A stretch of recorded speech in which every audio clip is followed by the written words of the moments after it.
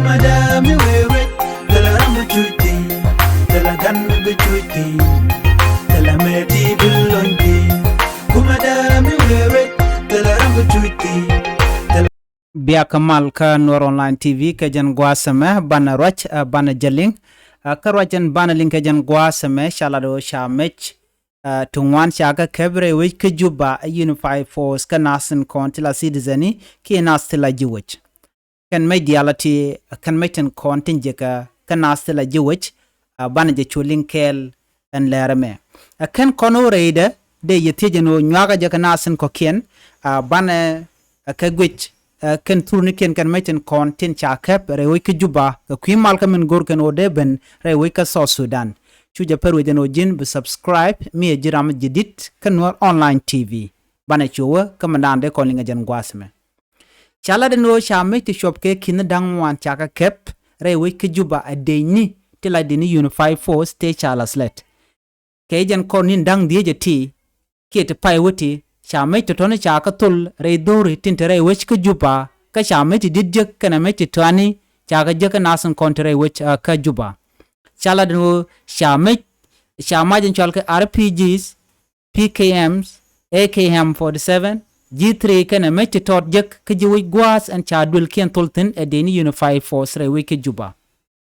ashit kaminen yana magan titine ka kena kona cha je re duli tin kon tintere wech ka Juba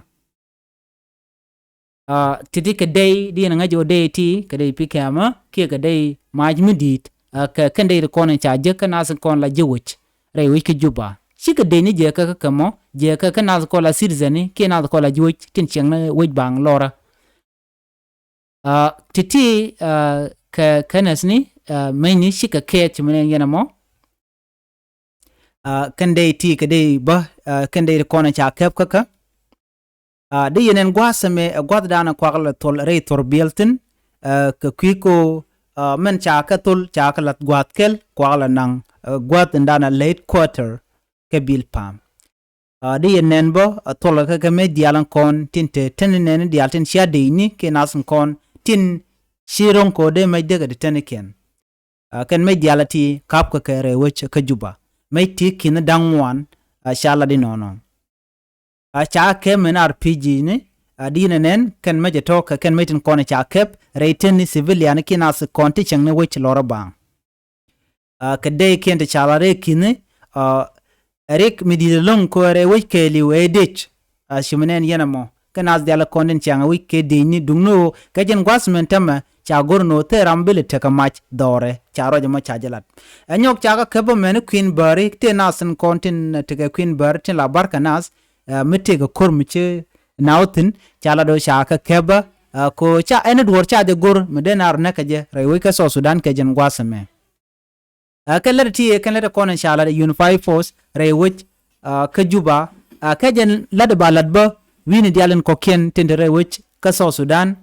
ko ba mal ba jinung rewe ka South Sudan nika kor gwase dane che kor je toga je koron kina dara wi wal diok che toga no che tegne tungwan long te che ka mach ka kwi kore che tok ene mekeliu ajene kwalaro kene dialan kon tensual ka anon ganmin kan dial cha meken cha ka kabetam ene ramu wa maj waje lingaje chet ka me wona ka rona jidide la mai la ka dwai ke cha gorno tele rambu mai dwech ki met la dwech ke Christmas natin ko la deni chala do tele mai me gorke baling gwada wa majling tenon ajeno baje kep ko ngot ku me South Sudan ken de ken dial ken ko na sha kep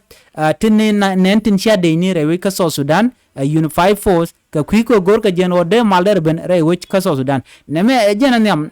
rewe ka South Sudan o bala let nika ko runu dangwel etewi tele mi sham ladino ke de mai de ka kep entama che to ko gorka jeno be malbe tin ke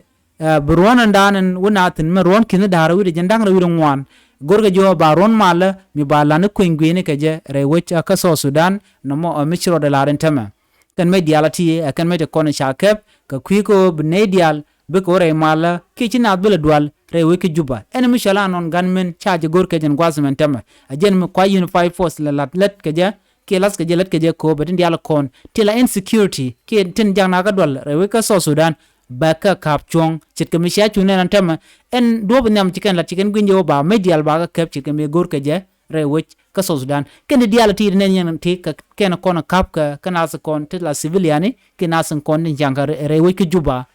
de ne gwen machete ni ke yamni ti tin men ti ko ken mai dial te ci don ken mai ti jidin ken diala ti ken kona pa kap re wich ka Juba mai ti chop ke kin dang wan chit ke men chaling ajela dandi linga jen gwas me jiram jidit ke jen channel me de je tijno jin nyaka kanasen ko kien ko de lere de ken kula wo gwentin kon gor kon ke de ko tin biate kamal bye bye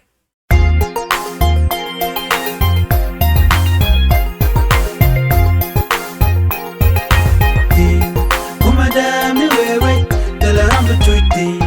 dala gan mi be chuiti dala meti bilonti